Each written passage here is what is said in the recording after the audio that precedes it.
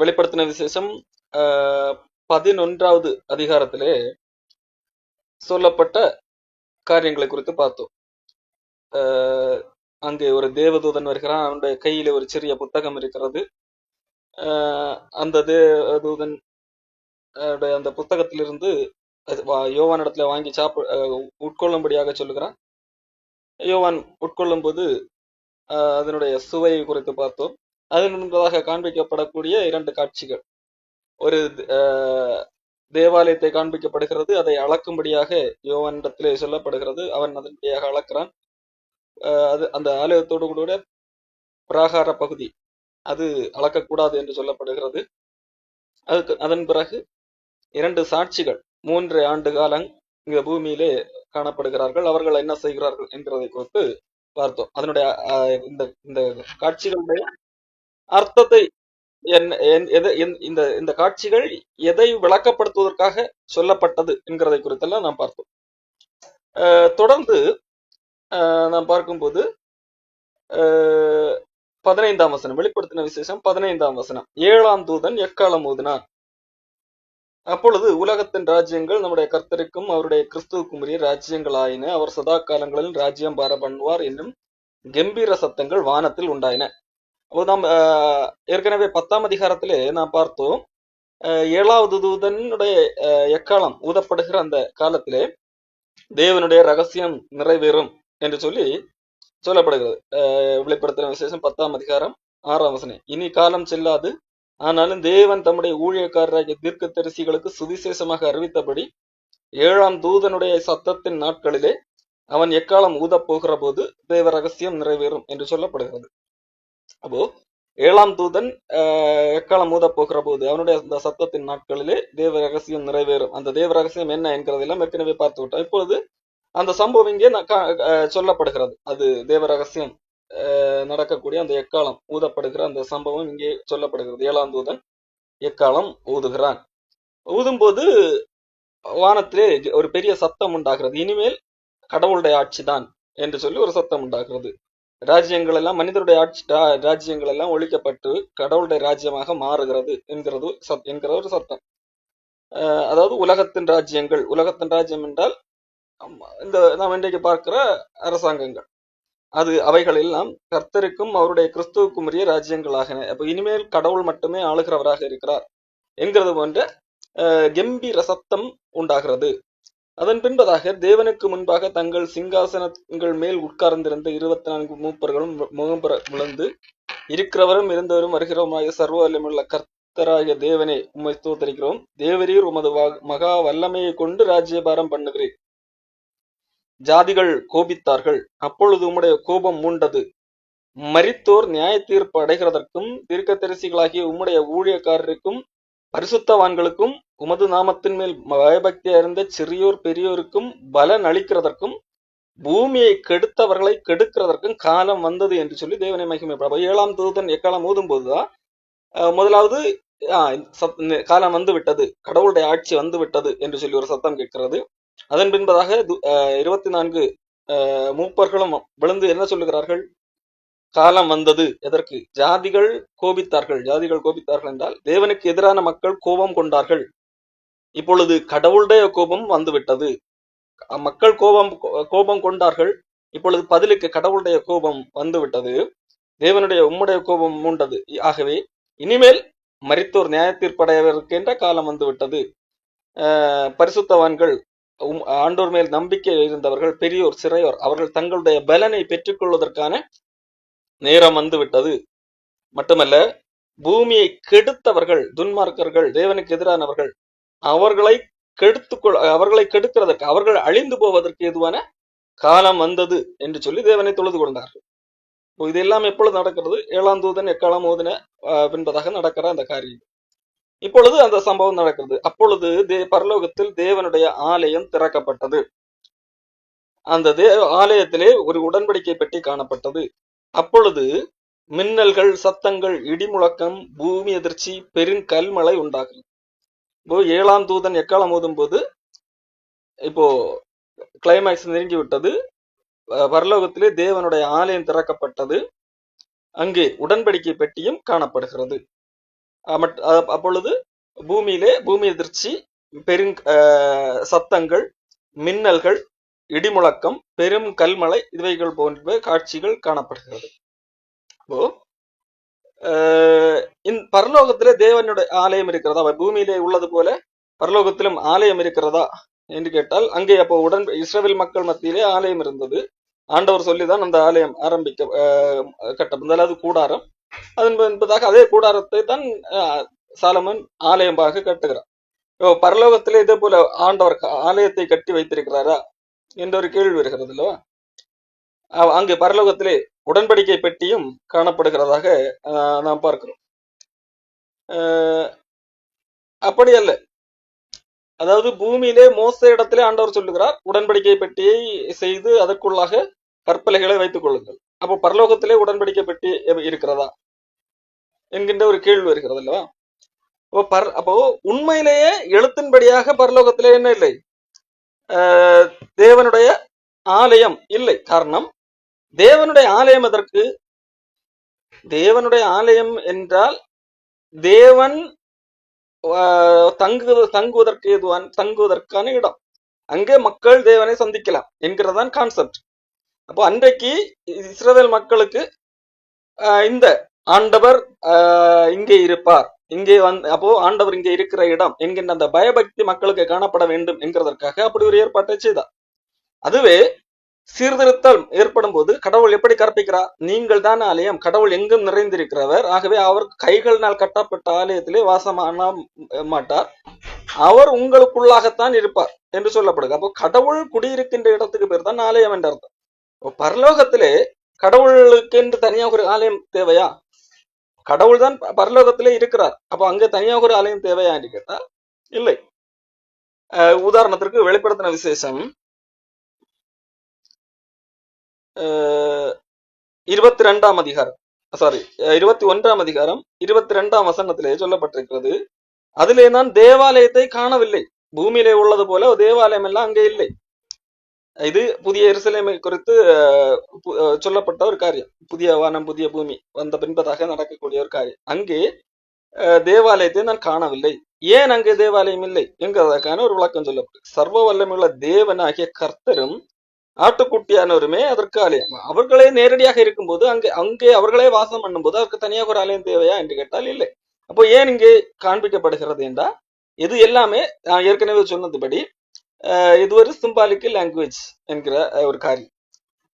அப்போ பரலோகத்திலே ஆலயம் திறக்கப்பட்டது என்று சொல்லப்பட்டிருக்கிறது அல்லவா? இப்போ அங்கே ஆலயம் அல்ல, அது ஆண்டவர் வாசம் பண்ணுகிற இடம் பரலோகம், அது திறக்கப்படுகிறது, அங்கே உடன்படிக்கை பெட்டி காணப்படுகிறது என்று சொல்லும்போது அது இங்கே பூமியிலே உள்ள ஒன்ற உடன்படிக்கை பெட்டி அல்ல, அது ஒவ்வொன்று ஒரு காரியங்களை வெளிப்படுத்தக்கூடியதாக இருக்கிறது. இதற்கு நாம் எபிரேயர் புஸ்தகத்திலே இதை குறித்து எபிரேய ஆசிரியர் விளக்கமாக எழுதி வைத்திருக்கிறார்.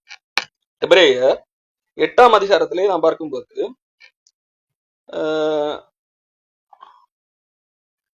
5ஆம் வசனம், இவர்கள் செய்யும் ஆராதனை பரலோகத்தில் உள்ளவைகளின் சாயலுக்கும் நிழலுக்கும் ஒத்திருக்கிறது.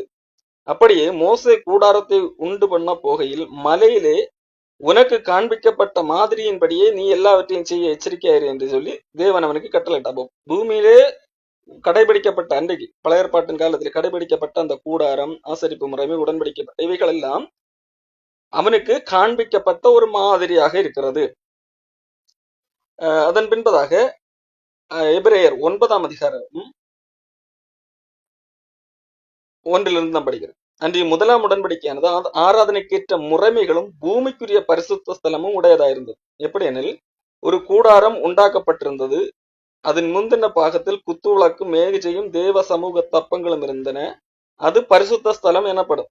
2ஆம் திரைக்குள்ளே மகா பரிசுத்த ஸ்தலம் என்னப்பட்ட கூடாரம் இருந்தது, அதிலே பொன்னார் செய்த தூப கலசமும் முழுவதும் பொற்றகடு பகுதித்திருந்த உடன்படிக்கை பெட்டியும் இருந்தன. அந்த பெட்டியிலே மன்னா வைக்கப்பட்ட பொற்பாத்திரமும் ஆரோனுடைய தளிர்த்த கோலும் உடன்படிக்கையின் கற்பலகைகளும் இருந்தன. அப்போ இதுதான் அங்கே பழைய ஏற்பாட்டிலே மோசைக்கு காண்பிக்கப்பட்ட மாதிரியின்படியாக செய்த காரியங்கள். இதை அடுத்து சொல்லப்படுகிற காரியம் 11ஆம் வசனத்திலே படிக்கிறேன். அஹ், கிறிஸ்துவானவர் வரப்போகிற நன்மைகளுக்குரிய பிரதான ஆசாரியராய் வெளிப்பட்டு கையினால் செய்யப்பட்டதாகிய இந்த சிருஷ்டி சம்பந்தமான கூடாரத்தின் வழியாக அல்ல, பெரிதும் உத்தமமான கூடாரத்தின் வழியாகவும், வெள்ளாட்டுக்கடா இளங்கால இவைகளுடைய ரத்தத்தினாலும் தம்முடைய சொந்த ரத்தத்தினாலும் ஒரே தரம் மகா பரிசுத்த ஸ்தலத்தில் பிரவேசித்து நித்திய மீட்பை உண்டு பண்ணினார். ஆண்டவர் இயேசு கிறிஸ்து பிரவேசித்தது கையினால் செய்யப்பட்ட சிருஷ்டி சம்பந்தமான கூடாரம் வழியாக அல்ல. சிருஷ்டி சம்பந்தமான என்று சொன்னால் கடவுளால் அல்லது கையினால் செய்யப்பட்ட அல்லது கடவுளாலேயே படைக்கப்பட்ட சிருஷ்டிக்கப்பட்ட ஒரு கூடாரம், அதாவது பார்க்கத்தக்க விதமான ஒரு கூடாரம், அதன் வழியாக கடவுள் பிரவேசிக்கவில்லை. மாறாக அவர் பிரவேசித்த இடத்தையும் எப்படித்தான் சொல்லப்பட்டிருக்கிறது, மகா பரிசுத்த ஸ்தலம் என்றுதான் சொல்லப்பட்டிருக்கிறது. அப்போ அது பார்க்கத்தக்க பூமியிலே உள்ளது போல பார்க்கத்தக்க ஒரு கட்டிடம் போன்ற ஒரு அமைப்பை குறிக்கவில்லை. மாறாக அது சிருஷ்டி சம்பந்தமானதோ கையினால் செய்யப்பட்டதோ அல்ல என்கிறது தெளிவாக குறிக்கிறது. அப்போ பரலோகத்திலே காணப்படுகிறது, இங்கு காணப்படுகிற ஆலயம் என்று சொல்லப்பட்டாலும் சரி, கூடாரம் என்று சொல்லப்பட்டாலும் அவைகள் என்னது ஒரு இங்க பூமியில உள்ளது போல ஒரு கட்டிடம் சார்ந்த கண்ணோட்டத்திலே நாம் பார்க்க கூடாது. உதாரணத்துக்கு இயேசு கிறிஸ்து இங்கே முதலாம் கூடாரத்திலிருந்து இரண்டாம் கூடாரத்துக்கு பிரவேசித்தார் என்று சொல்லி பார்க்கிறோம் அல்லவா. கையினால் செய்யப்பட்ட கிறிஸ்துவன வரப்போகிற நன்மைகளுக்குரிய பிரதான ஆசாரியரை வெளிப்பட்டு கையினால் செய்யப்பட்டதாகிய இந்த சிருஷ்டி சம்பந்தமான கூடாரத்தின் வழியாக அல்ல, பெரிதும் உத்தமமான கூடாரத்தின் வழியாக அவர் பிரவேசித்தார் என்று சொல்லப்படுகிறது அல்லவா. அவரும் கூடாரத்திலே பிரவேசித்தார். இதே காரியத்தை 10ஆம் அதிகாரம் எபிரேயர் 10ஆம் அதிகாரம் 19 சொல்லப்பட்டிருக்கிறது. ஆகையால் சகோதரரே, நாம் மகா பரிசுத்த ஸ்தலத்தில் பிரவேசிப்பதற்கு இயேசுவானவர் தமது மாம்சமாகிய திரையின் வழியாய் புதிதும் ஜீவனுமான மார்க்கத்தை நமக்கு உண்டு பண்ணினபடியால் அந்த மார்க்கத்தின் வழியாய் பிரவேசிப்பதற்கு அவருடைய ரத்தத்தினாலே நமக்கு தைரியம் உண்டாயிருக்கிறபடினாலும் என்று சொல்லப்பட்டிருக்கிறது. மகா பரிசுத்த ஸ்தலத்துக்கு ஆண்டவர் ஒரு திரையை ஏற்கனவே நாம் படித்தோம். பரிசுத்த ஸ்தலம், அடுத்து மகா பரிசுத்த ஸ்தலம், இடையிலே ஒரு திரை போடப்பட்டிருக்கு. இதுதான் பூமியிலே உள்ள செட்டப். அப்போ இங்கே அதை உருவகப்படுத்தி சொல்லும் போது இங்கே சொல்லப்பட்டிருக்கு இயேசு கிறிஸ்துவன பரிசுத்த ஸ்தலத்திலிருந்து மகா பரிசுத்த ஸ்தலத்துக்கு கடக்கிறார். அப்ப அங்கே காணப்படுகிற திரையாக எதை சொல்லப்பட்டிருக்கிறது? இயேசு கிறிஸ்துவின் சரீரம், மாம்சமாகிய திரை என்று சொல்லப்பட்டிருக்கிறது. தமது மாம்சமாகிய திரையின் வழியாக அவர் என்னது மகா ஜீவனமான மார்க்கத்தை நமக்கு உண்டு பண்ணி இருக்கிறார். அப்போ அதன் நிமித்தம் நாம் பரிசுத்த ஸ்தலத்திலே பிரவேசிக்கிறோம். அப்ப பரிசுத்த ஸ்தலம் என்று சொல்வது தேவனிடத்திலே, பிதாவிடத்திலே நாம் பிரவேசிக்கிறோம். அப்போ இங்கே எல்லாமே திரை என்று சொல்லும் போது உண்மையான திரை அல்ல, அது இயேசு கிறிஸ்துவின் சரீரம். இயேசு கிறிஸ்து வழியாக நாம் பிதாவிடத்திலே மகா பரிசுத்த ஸ்தலம் எனப்படுவது ஒரு இடம் அல்ல. இங்க பூமிக்குரிய காரியங்கள் அது இடமாகத்தான் காணப்படும். ஆனால் அதை பரலோகத்திலே அது இடத்தை குறிக்கிறது அல்ல, தேவனிடத்தில் சேருகிறதை குறிக்கிறது. அப்போ இங்கே சொல்லப்பட்டிருக்கின்ற இங்கே யோவானுக்கு காண்பிக்கப்பட்ட பரலோகத்திலே தேவாலயம் என்று சொல்லப்பட்டாலும் சரி, அங்கே காணப்படுகிற உடன்படிக்கை பெட்டி என்று சொன்னாலும் சரி, இங்கே பூமியிலே காணப்பட்டது போன்ற ஒரு ஆலயம், பார்க்கக்கூடிய கையினால் செய்யப்பட்ட அல்லது படைக்கப்பட்ட ஒரு ஆலயம் என்கின்ற எண்ணத்திலே நாம் புரிந்து கொள்ளக்கூடாது. அது ஒரு சிம்பாலிக் என்கிறதை புரிய வைப்பதற்கு தான் இவ்வளவு நேரம் பேசிக் கொண்டிருந்தேன். அப்போ தேவாலயம் என்று சொல்லி பார்த்தோம். அப்போ உடன்படிக்கை பெட்டி என்று சொன்னால் பூமியிலே மோசைக்கு சொல்லப்பட்டதுபடி ஒரு பெட்டி. அந்த பெட்டிக்குள்ளாக என்ன இருந்தது? மன்னா, யோவான் ஆரோனுடைய துளிர்த்த கோல், அதன் பின்பதாக 10 கற்பலகைகள், கடவுள் கொடுத்த அந்த உடன்படிக்கையின் கற்பலகை, அது வைத்திருந்த பெட்டி தான் உடன்படிக்கை பெட்டி. இதுவே அப்போ இப்பொழுது அந்த உடன்படிக்கை பெட்டி எதை குறிக்கும்? கடவுளுடைய உடன்படிக்கை அங்கே இருக்கிறது. கடவுள் எந்த உடன்படிக்கை செய்திருக்கிறார்? எபிரேயர் 8ஆம் அதிகாரம் 7ஆம் வசனத்திலிருந்து படிக்கிறேன். அந்த முதலாம் உடன்படிக்கை பிழை இல்லாதிருந்தானால் இரண்டாம் உடன்படிக்கைக்கு இடம் தேட வேண்டியதில்லையே. முதலாம் உடன்படிக்கையில பிழை இல்லை என்றால் இரண்டாம் உடன்படிக்கை தேவையில்லை, அப்படித்தானே? ஆனா முதலாம் உடன்படிக்கை பிழை உள்ளதாக இருக்கிறது, ஆகவே இரண்டாம் உடன்படிக்கை தேவைப்பட்டது என்கின்ற காரியத்திலே தான் இதுக்கு எழுதப்பட்டிருக்கிறது. அவர்களை குற்றப்படுத்தி அவர்களை நோக்கி இதோ கர்த்தர் சொல்லுகிறது என்னவெனில், இஸ்ரவேல் குடும்பத்தோடும் யூதா குடும்பத்தோடும் நான் புது உடன்படிக்கை ஏற்படுத்தும் காலம் வருகிறது. அவர்களுடைய பிதாக்களை எகிப்து தேசத்திலிருந்து கொண்டு வரும்படிக்கு நான் அவர்களுடைய கையை பிடித்த நாளிலே அவர்களோடு பண்ணின உடன்படிக்கையை போல இது இருப்பதில்லை. அந்த உடன்படிக்கையில் அவர்கள் நிலை நிற்கவில்லையே. நானும் அவர்களை புறக்கணித்தேன் என்று கர்த்தர் சொல்லுகிறார். அப்போ பிழை எதனால் ஏற்பட்டது? மக்கள் அந்த அதை கை கொள்ளவில்லை, அந்த உடன்படிக்கையை மீறினார்கள். ஆகவே அங்கே பிழை ஏற்பட்டு விட்டது. ஆகவே தான் அடுத்த 2ஆம் உடன்படிக்கை அவசியம் வந்தது. அந்த நாட்களுக்கு பின்பு நான் இஸ்ரவேல் குடும்பத்தோடு பண்ணும் உடன்படிக்கையாவது என்னுடைய பிரமாணங்களை அவர்களுடைய மனதிலே வைத்து அவர்களுடைய இருதயங்களில் நான் அவைகளை எழுதுவேன். நான் அவர்களுடைய தேவனாயிருப்பேன், அவர்கள் என் ஜனமாயிருப்பார்கள். அப்பொழுது சிறியவன் முதற்கொண்டு பெரியவன் வரைக்கும் எல்லாரும் என்னை அறிவார்கள். ஆகையால் கர்த்தரை அறிந்து கொள் என்று ஒருவன் தன் நிலையானுக்கும் ஒருவன் தன் சகோதரனுக்கும் போதிக்க வேண்டியது. ஏனெனில் நான் அவர்கள் அநியாயங்களை கிருபையாய் மன்னித்து அவர்கள் பாவங்களையும் அக்கிரமங்களையும் இனி நினையாமல் இருப்பேன் என்று கர்த்தர் சொல்லுகிறார். புது உடன்படிக்கை என்று அவர் சொல்லுகிறதுனாலே முந்தினதை அவர் பழமையாக்கினார். பழமையானதும் நாள்பட்டதுமாக இருக்கிறது, உருவழிந்து போக காலம் சமீபமாயிருக்கிறது என்று சொல்லி எபிரேயர் சொல்லுகிறார். அப்போ எபிரேய ஆசிரியர் சொல்லுகிறார். அப்போ என்ன சொல்லப்படுகிறது? நான் அவர்கள் அக்கிரமங்களை கிருபையாக மன்னித்து அவர்கள் பாவங்களையும் அக்கிரமங்களையும் இனி நினையாமல் இருப்பேன். இதுதான் புது உடன்படிக்கை. அப்போ பரலோகத்திலே ஒரு உடன்படிக்கை பற்றி இப்பொழுது காணப்படுகிறது என்று சொன்னால் அது என்னது? அவரால் காப்பாற்றப்பட்டவர்களுடைய அக்கிரமங்களையும் பாவங்களையும் நினையாமல் இருப்பேன் என்கின்றதனுடைய அடையாளம் அங்கே சொல்லப்படுகிறது. அப்போ பரலோகம் திறக்கப்படுகிறது. எப்பொழுது இந்த காட்சி பரலோகம் திறக்கப்படுகிறது? அல்லது பரலோகத்திலே தேவனுடைய ஆலயம் திறக்கப்படுகிறது என்று சொன்னால், ஆலயம் என்று சொன்னால் கடவுள் வாசம் பண்ணுகிற இடம். கடவுள் வாசம் பண்ணுகிற இடம் பரலோகம் தான். தேவாலயம் என்று சொன்னாலும் சரி, பரலோகம் திறந்திருக்கிறது என்று சொன்னாலும் ஒரே பொருள் தான். அப்போ அங்கே கடவுள் வாசம் பண்ணுகிற இடம் திறக்கப்பட்டது. ஏன்? அதற்கு முன்பே நாம் பார்த்தோம், கடவுளுடைய கோபம் உண்டது. கடவுள் 2 காரியங்கள் செய்வதற்காக என்று சொல்லி பார்க்கும். நல்லவர்களுக்கு பலன் கொடுக்கிறதற்கும், அதாவது அவருடைய பரிசுத்தவான்களுக்கும் அவருக்கு பயப்படுகிற சிறியோர் பெரியோருக்கும் பலன் கொடுக்கிறதற்கும், பூமியை கெடுத்தவர்களை கெடுக்கிறதற்கும் காலம் வந்தது. அப்பொழுது அப்படி சொல்லும் போதுதான் தேவாலயம் திறக்கிறது. தேவாலயம் திறக்கும் போதுதான் அங்கே என்னது? உடன்படிக்கை பெட்டி காணப்படுகிறது என்று சொல்லி பார்க்கணும். அப்போ தேவாலயம் திறக்கும் போது கடவுளுடைய அந்த கிருபை என்னது? இனி அவர்களுடைய பாவங்களையும் அக்கிரமங்களையும் நினையாமல் இருக்கிறேன் என்கின்ற அந்த காரியமும் சொல்லப்படுது. அப்போ கடவுளுடைய கோபம் மூழுகின்ற அந்த வேளையிலே கடவுளுடைய உடன்படிக்கையும் அங்கே காணப்படுகிறது. அப்போ அது நிமித்தம் கடவுளுடைய அந்த கோபம் யார் மீதும் மூழுவதில்லை, அவரால் மன்னிக்கப்பட்டவர்கள் மீது அவருடைய கோபம் மூளாது என்கிறதை காண்பிக்கின்ற ஒன்றாக காணப்படுகிறது. இப்போ கடவுளுடைய தேவாலயம் திறக்கப்பட்டது என்கிறதை குறித்து எப்பொழுது நடக்கிறது? 7ஆம் தூதன் எக்காலம் ஊதும் போது இந்த காரியங்கள் நடக்கிறது. தேவாலயம் திறக்கப்பட்டது, அதாவது பரலோகம் திறக்கப்பட்டது. பரலோகம் அந்த தேவாலயம் திறக்கப்பட்ட பின்பதாக என்ன நடக்கிறது என்று பார்த்தால், அதன் பின்பதாக அதை குறித்து எழுதவில்லை. அதை குறித்து எழுதாமல் வேறு சில காட்சிகள் யோவானுக்கு காண்பிக்கப்படுகிறது.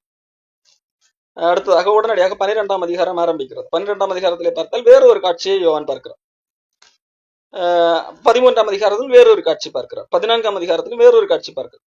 அப்போ தேவாலயம் திறக்கப்பட்ட பின்பதாக அங்கே என்ன நடந்தது என்பதை நாம் அறிய வேண்டும் என்றால், நான் இங்கே சில காரியங்களை ஸ்கிப் பண்ணுகிறேன். காரணம் அதை பின்பு பார்க்கலாம். 12ஆம் அதிகாரம், 13ஆம் அதிகாரம், 14 அதிகாரம்,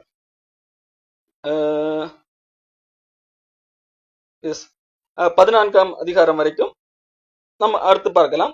நாம் இப்பொழுது அந்த தேவாலயம் திறக்கப்பட்டது அல்லவா, அதனுடைய கண்டினியூஷனை பார்ப்போம். அது 15ஆம் அதிகாரத்திலே சொல்லப்பட்டிருக்கிறது. நம்ம பார்த்தோம், 7ஆம் தூதன் எக்காலம் ஊதின உடனே பரலோகத்திலே தேவனுடைய ஆலயம் திறக்கப்பட்டது. அதன் பின்பதாக யோவான் வேறு சில காட்சிகளை எல்லாம் அவனுக்கு காட்டி கொடுத்து மறுபடியும் அந்த ஏற்கனவே அந்த பார்த்த காட்சியிலிருந்து ஆரம்பிக்க வேண்டும் என்றால் வெளிப்படுத்தின விசேஷம் 15ஆம் அதிகாரத்திலே வர வேண்டும். 15ஆம் அதிகாரத்திலே வந்து 5ஆம் வசனத்திலிருந்து படிக்க வேண்டும். இவைகளுக்கு பின்பு நான் பார்த்தபோது இதோ பரலோகத்திலே சாட்சியின் கூடாரமாகிய ஆலயம் திறக்கப்பட்டது. பார்த்தீங்களா? அப்போ மறுபடியும் அந்த ஆலயம் திறக்கப்பட்டதிலிருந்து கண்டினியூ ஆகுது. ஒரு காட்சி பார்த்து கொண்டிருக்கிறான். அந்த காட்சியில ஆலயம் திறக்கப்படுகிறதோடு அந்த காட்சி அவனுக்கு நிறுத்தப்பட்டு வேறொரு காட்சி காண்பிக்கப்படுது. வேறு பல காட்சிகள் காண்பிக்கப்பட்டு மறுபடியும் இந்த ஆலயம் திறக்கப்படுகிற காட்சி வருவதற்கு கொஞ்ச நேரம் ஆகிறது. அடுத்து என்னது? மறுபடியும் எங்க நிறுத்தப்பட்டதோ அங்கிருந்து மறுபடியும் கண்டினியூஸ் ஆகிறது. இப்போ மறுபடியும் வெளிப்படுத்தின விசேஷம் 15ஆம் அதிகாரம் 5ஆம் வசனத்திலிருந்து அந்த ஆலயம் திறக்கப்பட்ட பின்பு என்ன நடக்க போகிறது என்கிறதை குறித்து பார்க்கிறோம். இவைகளுக்கு பின்பு நான் பார்த்தபோது பரலோகத்தை சாட்சியின் கூடாரமாகிய ஆலயம் திறக்கப்பட்டது. இப்போ இந்த ஆலயம், அதாவது 7ஆம் தூதன் எக்காலம் ஊதினானோ அப்பொழுது என்ன சொல்லப்பட்டது? உலகத்தின் ராஜ்யங்கள் எல்லாம் கடவுளுடைய கிறிஸ்துவுடைய ராஜ்யங்களாகின என்று சொல்லப்பட்டது. அடுத்ததாக மக்கள் இவ்வளவு நாட்கள் கோபித்தார்கள், இப்பொழுது கடவுளுடைய கோபமே வந்து விட்டது. நல்லவர்களுக்கு பலன் கொடுக்கிறதற்கும் கெட்டவர்களை அழிப்பதற்கும் காலம் வந்தது என்று சொன்னது உடனடியாக தேவாலயம் திறக்கப்பட்டது. தேவாலயம் திறந்த பின்பு என்ன என்று இங்கே பார்ப்போம். 15ஆம் அதிகாரம் 6ல் இருக்கு. அங்கு ஆலயத்திலிருந்து 7 வாதைகளுடைய அவ்வேழு தூதர்களும் சுத்தமும் பிரகாசமுமான மெல்லிய வஸ்திரம் தரித்து மார்பருகே பொற்கச்சைகளை கட்டி கொண்டு புறப்பட்டார்கள். அப்பொழுது அந்த 4 ஜீவன்களில் ஒன்று சதா காலங்களும் உயிரிழக்கிற தேவனுடைய கோபாக்கினையால் நிறைந்த பொற்கலசங்களை 7ஐயும் அந்த 7 தூதர்களுக்கு கொடுத்தது. அப்பொழுது தேவனுடைய மகிமையினாலும் அவருடைய வல்லமையினாலும் உண்ட புகையினாலே தேவாலயம் நிறைந்தது. 7 தூதர்களுடைய 7 வாதைகளும் முடியும் வரைக்கும் ஒருவரும் தேவாலயத்திற்குள் பிரவேசிக்க கூடாதிருந்தது. அப்பொழுது தேவாலயத்திலிருந்து பெருஞ்சத்தம், அது 7 தூதருடனே, நீங்கள் போய் தேவனுடைய கோபகலசங்களை பூமியின் மேல் ஊற்றுங்கள் என்று சொல்ல கேட்டேன். இப்போ தேவாலயம் திறந்த உடனடியாக என்ன நடக்கிறது? 7 பேர்கள் வருகிறார்கள். 7 பேருக்கும் ஒவ்வொரு கலசங்கள் கொடுக்கப்படுகிறது. அதுக்கு பேர் கோப கலசங்கள். அதை பூமியின் மேல் கொட்டுங்கள் என்று சொல்லப்படுகிறது. அந்த பூமியை அழிப்பதற்கு, பூமியின் மேல் கடவுளுடைய கோபத்தை இறக்குவதற்கு உதாரணமாக சொல்லப்படுகிறது. அதன்படியாக 7 பேர் வருகிறார்கள். அந்த அளவுக்கு ஒரு உக்கிரமான தைரமாகவே அங்கே ஒரு எப்பொழுது புகை மூட்டமாக காணப்படுகிறது. இப்போ 7 பேர் வந்து பூமியின் மேல் கோபத்தை கொட்டுகிறார்கள். முதலாம் தூதன் பூமியில் கொட்டினான். உடனே மிருகத்தை முத்திரையை தரித்தவர்களும் அதன் சொரூபத்தை வணங்குகிறவர்களுமாகிய பொல்லாத மனுஷர்களுக்கு பொல்லாத கொடிய புண்ணுண்டாயிற்று. அப்போ அந்த கிறிஸ்து அவனை பின்பற்றுகிறவர்களுக்கு எல்லாம் என்னது? பெரிய கொடிய புண்ணுண்டாக என்னது? உடனடியாக என்னது? அடுத்தவன் போய் கொட்டுகிறான், கடவுளுடைய கோபத்தை ஊற்றுகிறான். அது செத்தவனுடைய சமுத்திரம் எல்லாம் ரத்தமாக மாறுகிறது. சமுத்திரத்தில் பிராணிகள் எல்லாம் மாண்டு போகிறது. மூன்றாவது உடனடியாக அடுத்தது என்ன செய்கிறான்? கடவுள் கோபத்தை கொட்டும்படியாக ஆறுகள், நீரூற்றுகள், நல்ல தண்ணீர்கள் எல்லாம் என்னது ஊற்றுகிறான். நல்ல தண்ணீர்கள் எல்லாம் ரத்தமாக மாறுகிறது. அப்பொழுது தண்ணீர்கள் தூதன், இருந்தவரும் இருக்கிறவரும் பரிசுத்தமாகிய தேவர் இப்படி நியாயந்திருக்க நீதியுள்ளவராக, கடவுள் இப்படிதான் நியாயந்திருக்க வேண்டும் என்று சொல்லி ஒருத்தன் சொல்லு. அவர்கள் பரிசுத்தவான்களுடைய ரத்தத்தையும் தீர்க்கதரிசிகளுடைய ரத்தத்தையும் சிந்தினபடியா அவர்களுடைய ரத்தத்தை அவர்களுக்கு குடிக்க கொடுத்தீர், அவர்கள் அதற்கு பாத்திரவான்கள் என்று சொல்ல கேட்டேன். பலிபீடத்திலிருந்து வேறொருவன் சர்வ வல்லமுள்ள தேவனாகிய கர்த்தாவே, உம்முடைய நியாய தீர்ப்புகள் சத்தியமும் நீதியுமானவைகள் என்று சொல்ல கேட்டேன். 4ஆம் தூதன் தன் கலசத்துள்ளது சூரியன் மேல் ஊற்றினான். தீயினாலே மனுஷரை தகிக்கும்படிக்கு அதற்கு அதிகாரம் கொடுக்கப்பட்டது. மனுஷர்கள் மிகுந்த உஷ்ணத்தினாலே தகிக்கப்பட்டு இந்த வாதைகளை செய்ய அதிகாரமுள்ள தேவனுடைய நாமத்தை தூஷித்தார்கள். அவரை மகிமைப்படுத்த மனம் திரும்பவில்லை. 5வது கலசத்துள்ளது மிருகத்தினுடைய சிங்காசனத்தின் மேலேயே ஊற்றுகிறார். அப்பொழுது அவர்களுடைய ராஜ்யம் இருளடைந்து இருட்டாக மாறுகிறது. தங்கள் நாவுகளை கடித்துக் கொண்டு தங்கள் வருத்தங்களாலும் தங்கள் புண்களாலும் தேவனை தூஷித்தார்கள் இல்லாமல் தங்கள் கிரியைகளை விட்டு மனம் திரும்பவில்லை. 6ஆம் தூதன் தன் கலசத்தில் உள்ளது ஐப்ராத் என்னும் பெரிய நதியின் மேல் ஊற்றுகிறான். அப்பொழுது சூரியன் உதைக்கும் திசையில் இருந்த ராஜாக்களுக்கு வழி ஆயத்தமாகும்படி அந்த தண்ணீர் வற்றி போயிற்று. அப்பொழுது வலுசத்தின் வாயிலும் மிருகத்தின் வாயிலும் கள்ளத்திற்கு தரிசியின் வாயிலும் இருந்து தவளைகளுக்கு ஒப்பான 3 அசுத்த ஆவிகள் புறப்பட்டு வரக்கண்டேன். அவைகள் அற்புதங்களை செய்கிற பிசாசின் ஆவிகள். அவைகள் பூமி எங்கும் உள்ள ராஜாக்களை சர்வ வல்லமையுள்ள தேவனுடைய மகா நாளில் நடக்கும் யுத்தத்திற்கு கூட்டி சேர்க்கும்படிக்கு புறப்படுகிறது. அதன் பிறகு அதை பின்பு பார்ப்போம். அடுத்து 7ஆம் தூதன் தன் கலசத்தில் உள்ளதை ஆகாயத்திலே ஊற்றினான். அப்பொழுது பரலோகத்தின் ஆலயத்தில் உள்ள சிங்காசனத்திலிருந்து ஆயிற்று என்று சொல்லிய பெரும் சத்தம் பிறந்தது. அப்போது சத்தங்களும் இடிமுழக்கங்களும் மின்னல்களும் உண்டாயிற்று. பூமி அதிர்ந்து பூமியின் மேல் மனுஷர்கள் உண்டான நாள் முதற்கொண்டு அப்படிப்பட்ட பெரிய அதிர்ச்சி உண்டானதில்லை. அப்பொழுது மகாநகரம் 3 பங்காக பிரிக்கப்பட்டது. புறஜாதிகளுடைய பட்டணங்கள் விழுந்தது. மகா பாபிலோனுக்கு தேவனுடைய உக்கிரமான கோபாக்கினையாகிய மதுவுள்ள பாத்திரத்தை கொடுக்கும்படி அது அவருக்கு முன்பாக நினைவூட்டப்பட்டது. தீவுகள் யாவும் அகன்று போயின, பர்வதங்கள் காணப்படாமற் போயின. தாளந்து நிறையான பெரிய கல்மழையும் வானத்திலிருந்து மனுஷர் மேல் விழுந்தது. அந்த கல்மழையினால் உண்டான வாதை நிமித்தம் மனுஷர்கள் தேவனை தூஷித்தார்கள். அந்த வாதை மிக கொடிதாக இருந்தது. இப்போ இங்க 7 வாதைகள், அதை நான் வேகமாக சொல்லி முடித்து விட்டேன். நீங்கள் பின்பு நேரங்களையும் ஒவ்வொன்றையும் விலாவரியாக கூட பாருங்க. இப்போ இங்கே சொல்லப்படுகிற காரியம், 7ஆம் தூதன் எக்காலம் ஊதின உடனடியாக ஆலயம் திறக்கப்படுகிறது அல்லவா? அங்கு ஆலயம் திறக்கப்பட்ட உடனடியாக பூமியை அழிக்கும்படியாக அல்லது பூமியின் மேல் உள்ள கோபத்தை காட்டும்படியாக தண்டனை, நியாய தீர்ப்பு கொடுக்கும்படியாக சொல்லப்படுகிறது. அதெல்லாம் வேகமாக நடக்கக்கூடிய காரியங்கள். காரணம், ஏற்கனவே நாம் பார்த்தோம் 7 எக்காலங்களிலே ஒவ்வொரு எக்காலம் ஊதும் போதும் ஒவ்வொரு சம்பவங்கள் நடக்கிறது என்று சொல்லி. அந்த சம்பவங்கள் அப்படி நடந்து கொண்டு வருகின்ற அதே காரியம்தான் இது. அந்த அதனுடைய கிளைமேக்ஸ் தான் இது. அந்த சம்பவங்கள் எல்லாம் எப்படி முடிவடையும் என்கிறதை தான் இதை இங்கே பார்க்க முடிகிறது. அங்கேயும் என்னது, எக்காலம் ஊதும் போது முதலாவது என்னது, பூமியின் மேல் ஒரு 1/3 என்னது கடல் தண்ணீர் பிரச்சனை, 1/3 நல்ல தண்ணீருக்கு பிரச்சனை. முதல்ல 1/3 மரங்களுக்கு பிரச்சனை.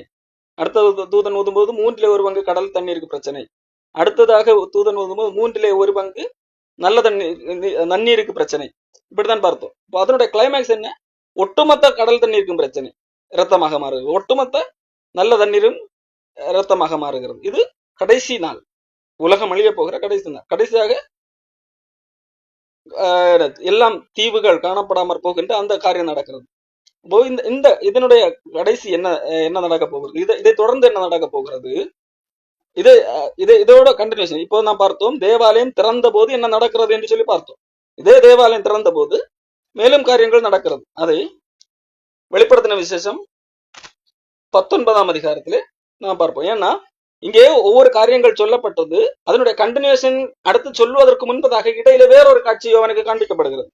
ஆகவே இதன் பின்பதாக நாம் பார்க்கின்றது வேறு சில காட்சிகளை யோவான் பார்க்கிறது போல பார்க்க முடியும். அப்ப அது அடுத்து இதனுடைய கண்டினியூஷன் பார்க்க வேண்டும் என்றால் வெளிப்படுத்தின விசேஷம் 19ஆம் அதிகாரத்துக்கு வர வேண்டும். 19ஆம் அதிகாரத்திலே 11ஆம் வசனம் அங்கிருந்து மறுபடியும் ஆரம்பிக்கிறது. பின்பு பரலோகம் திறந்திருக்க கண்டேன். ஏற்கனவே பார்த்தோம், அந்த ஆலயம் திறந்திருந்தது. ஆலயம் என்றால் கடவுள் வாசம் பண்ணுகிற இடம், அது பரலோகம் தான். அது திறந்திருக்கும் போதுதான் இந்த கோப கலசங்கள் ஊற்றப்படுகிறது. அப்ப அப்படி திறந்திருக்கின்ற அந்த பகுதியிலிருந்து, அது திறந்திருக்கிற இடத்திலிருந்து மறுபடியும் நடக்கிற நிகழ்வு என்ன, இதோ வெள்ளை குதிரை காணப்பட்டது, அதன் மேல் ஏறி இருந்தவர் உண்மையும் சத்தியம் உள்ளவர் எனப்பட்டார். அவர் நீதியாய் நியாயந்தீர்த்து உத்தம் பண்ணுகிறார்.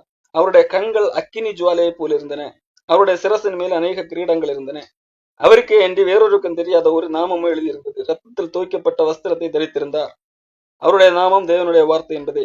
பரலோகத்தில் உள்ள சேனைகள் வெண்மையும் சுத்தமான மெல்லிய வஸ்திரம் தரித்தவர்களாய் வெள்ளை குதிரைகளின் மேல் ஏறி அவருக்கு பின் சென்றார்கள். புறஜாதிகளை வெட்டும்படிக்கு அவருடைய வாயிலிருந்து கூர்மையான பட்டயம் புறப்பட்டது. இருப்பு கோலால் அவர்களை அரசாடுவார். அதன் பின்பதாக படித்து பார்த்தால் கடவுள் பூமிக்கு வருகிறார். அவரோடு கூட சேனைகள் வருகிறது. பூமியை என்னது அழிக்கிறார். அப்போ இது எல்லாம் என்னது, இந்த கடைசி எக்காலத்திலே நடக்கிற சம்பவங்கள். அதை துண்டு துண்டாக இங்கே கொஞ்சம் இங்கே கொஞ்சம் இங்கே கொஞ்சமாக எழுதப்பட்டிருக்கிறது. ஓரளவுக்கு புரிந்திருக்கும் என்று நினைக்கிறேன். அப்போ இங்கே கொஞ்சம் இங்கே கொஞ்சம் என்று சொல்லப்படுவது, அந்த இடையிலே வேறு வேறு காட்சிகள் யோவானுக்கு காண்பிக்கப்படுகிறது. அது 12ஆம் அதிகாரத்திலே ஒரு காட்சி காண்பிக்கப்படுகிறது. 13ஆம் அதிகாரத்திலே ஒரு காட்சி காண்பிக்கப்படுகிறது.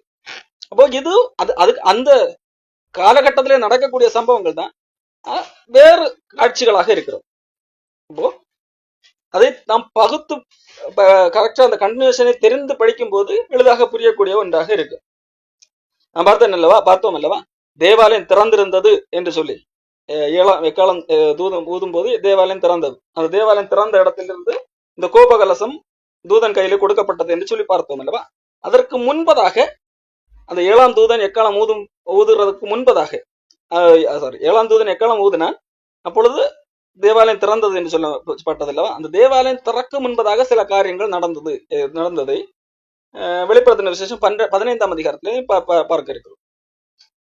வெளிப்படுத்தின விசேஷம் 15ஆம் அதிகாரம் 6ஆம் வசனம், 5ஆம் வசனம். இவைகளுக்கு பின்பு நான் பார்த்தபோது பரலோகத்தின் சாட்சியம் கூடாரமாக ஆலயம் திறக்கப்பட்டது என்று பார்த்தோம்ல. இந்த ஆலயம் திறக்கப்படுவதற்கு முன்பதாக சில சம்பவங்கள் நடக்கிறது. சில சம்பவங்களை யோவான் பார்க்கிறார்.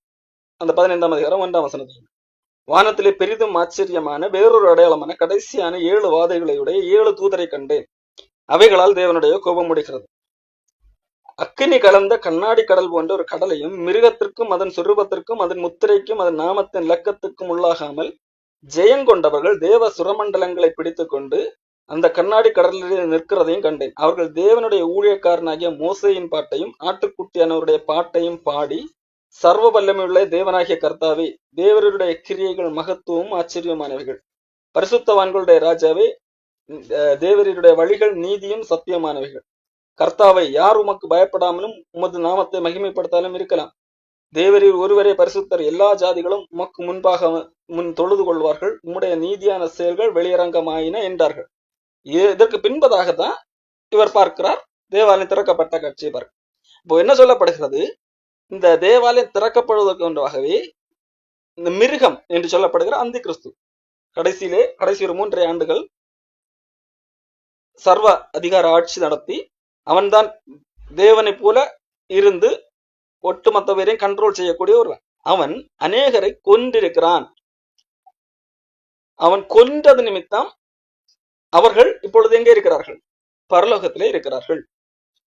அதைத்தான் நாம் பார்க்கிறோம். அக்கினி அந்த கண்ணாடி கடல் போன்ற இடத்துல இருக்கிறார்கள். அவர்கள் மிருகத்திற்கும் அதன் சரூபத்திற்கும் அதன் முத்திரைக்கும் அதன் நாமத்தின் இலக்கத்திற்கும் உள்ளாகாமல் ஜெயம் கொண்டவர்கள். அப்போ ஜெயம் கொண்டவர்கள் என்று சொன்னால் வெற்றி பெற்றவர்கள். அதே வேளையிலே இங்கே யாரை ஜெயம் கொண்டவர்கள் என்று சொல்லப்படுகிறது என்றால் செத்து போனவர்கள். அப்போ உலகத்தின் பார்வையிலே செத்து போனவர்களை ஜெயம் கொண்டவர்கள் என்று சொல்ல மாட்டோம். ஒரு போரிலே யாரை கொல்லுகிறவர்களை தான் வெற்றியாளர் என்று சொல்லுவோம். ஆனால் இங்கே சொல்லப்பட்டது ஜெயம் கொண்டவர்கள் என்று சொல்லும் போது கொல்லப்பட்டவர்கள். காரணம், ஏன் அவர்கள் கொல்லப்பட்டார்கள் என்றால் அவர்கள் மிருகத்திற்கும் அதன் சொரூபத்திற்கும் அதன் முத்திரைக்கும் அதன் நாமத்தின் இலக்கத்திற்கும் உள்ளாகாமல் ஜெயம் கொண்டவர்கள். அப்போ அது என்னது? அதற்கு உள்ளாகவில்லை. அவர்களுடைய பேச்சுக்கு இவர்கள் இணங்கவில்லை. இதை குறித்து வெளிப்படுத்தின விசேஷம் 13ஆம் அதிகாரத்திலே தெளிவாக சொல்லப்பட்டிருக்கு. அந்த மிருகம் என்ன செய்யும், எப்படி நடந்து கொள்ளும் என்கிறது குறித்து. அப்போ அதற்கு இவர்கள் உட்படாதவர்கள். அந்த வெளிப்படுத்தின விசேஷம் 13ஆம் அதிகாரம் 7ஆம் வசனத்திலே பாருங்கள். இவர்கள் இங்கேதான் பார்த்தோம், பரிசுத்தவான்கள், அதாவது அது மிருகத்தின் முத்திரைக்கு உள்ளாகாமல் ஜெயம் பெற்றவர்கள் என்று சொல்லி பார்த்தோம். ஆனால் உண்மையிலே அவர்கள் செத்து போனவர்கள். அவர்களை பூமியில் உள்ளவர்கள் எந்த மாதிரி பூமியின் கண்ணோட்டத்திலே பார்க்கும்போது இங்கே யார் ஜெயிக்கிறது என்கிறதை குறித்து 13ஆம் அதிகாரத்தில் எழுதப்பட்டிருக்கு. 13ஆம் அதிகாரம் 7ஆம் வசனம். பரிசுத்தவான்களோடு யுத்தம் பண்ணி அவர்களை ஜெயிக்கும்படிக்கு அதற்கு அதிகாரம் கொடுக்கப்பட்டதும் அல்லாமல் ஒவ்வொரு கோத்திரத்தின் மேலும் பாஷைக்காரர் மேலும் ஜாதிகள் மேலும் அதற்கு அதிகாரம் கொடுக்கப்பட்டது. அதாவது இந்த மிருகம் என்று சொல்லப்படுகிற அந்தி கிறிஸ்துவுக்கு அதிகாரம் கொடுக்கப்படுகிறது. என்ன? மக்களை, அதாவது பரிசுத்தவான்களை ஜெயிக்கும்படிக்கு அதுக்கு அதிகாரம், யுத்தம் பண்ணி அவர்களை ஜெயிக்கும்படிக்கு. யுத்தம் பண்ணி அவர்களை ஜெயிக்கிறது என்ற இங்க பூமியை பொறுத்த வரைக்கும் யுத்தம் பண்ணி ஜெயிக்கிறது யார் தான்? அந்தி கிறிஸ்துவ நாட்கள் தான். கடவுளுக்கு எதிரானவர்கள் தான். யுத்தம் பண்ணி பரிசுத்தவான்களை ஜெயிக்கிறார்கள் என்றால் பரிசுத்தவான்கள் யுத்தத்திலே கொல்லப்படுகிறார்கள், இவர்கள் ஜெயிக்கிறார்கள். அதாவது யுத்தத்திலே கொல்லப்படுகிறார்கள் என்றால் பரிசுத்தவான்கள் அவர்களுக்கு எதிராக யுத்தத்துக்கு போகவில்லை, அவர்களுடைய வார்த்தையை இணங்கவில்லை. ஆகவே அவர்களுக்கு மரண தண்டனை விதிக்கப்படுகிறது. இப்ப பூமியை பொறுத்த வரைக்கும் ஜெயித்தது யார்? அந்த மிருகத்துக்கு அந்த அதிகாரம் இருக்கிறது, ஜெயிக்கும்படிக்கான அதிகாரம். ஆனால் உண்மையிலேயே யார் ஜெயித்தது என்று சொல்லி 15ஆம் அதிகாரம் சொல்லுகிறது. கடவுளுக்கு முன்பாக நின்றது யார்? அந்த இதற்கு உள்ளாகாமல் அவர்கள் மரித்தவர்கள் தேவனுக்கு முன்பாக இருக்கிறார். அவர்கள் கடவுள் இங்கே பூமிக்கு வரும்போது வந்து அவர்கள் உயிர்த்து எழுகிறவர்களாக காணப்படுவார்கள். இதைத்தான் 1 4ஆம் அதிகாரத்திலே பார்க்க முடியும். 1 கொரிந்தியர் 15ஆம் அதிகாரத்திலும் நாம் பார்க்க முடியும். இயேசு கிறிஸ்து வருவார், மரித்தவர்கள் முதலாவது எழும்புவார்கள். காரணம், ஆண்டவர் அவர்களை கொண்டு வருகிறார். ஏற்கனவே மரித்தவர்களை ஆண்டவர் வரும்போது கூட கொண்டு வருகிறார். அவர்கள் எழும்புகிறார்கள். அதன் பிறகு உயிரோடு இருக்கிறவர்களும் மறுரூபமாக்கப்படுகிறார்கள். அதை தொடர்ந்து மற்றவர்கள் எல்லாம் ஆண்டவர் அழித்து போடுகிறார். இதுதான் நாம் பார்க்கிறோம். இதை சுருக்கமாக இது வெளிப்படுத்தின விசேஷத்திலே இப்படி அங்கே எழுதப்பட்டிருக்கிறது. உங்களுக்கு புரியும்படியாக மத்தேயு தெளிவாக எழுதி வைத்திருக்கிறார். மத்தேயு சிம்பிளாக இதை ஷார்ட் அண்ட் ஸ்வீட்டாக என்று சொல்வார்கள் அல்லவா, அப்படி எழுதி வைத்திருக்காங்க. மத்தேயு 23ஆம் அதிகாரத்துக்கு திருப்பிக் கொள்வோம். மத்தேயு 23ஆம் அதிகாரத்திலே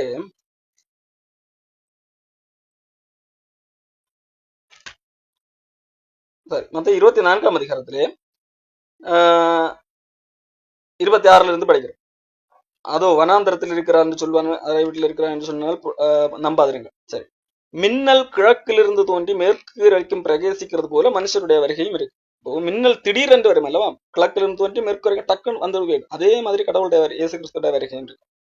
அப்போ எப்படி அதனுடைய எக்ஸ்பிளனேஷன் எப்படி இருக்கிறது?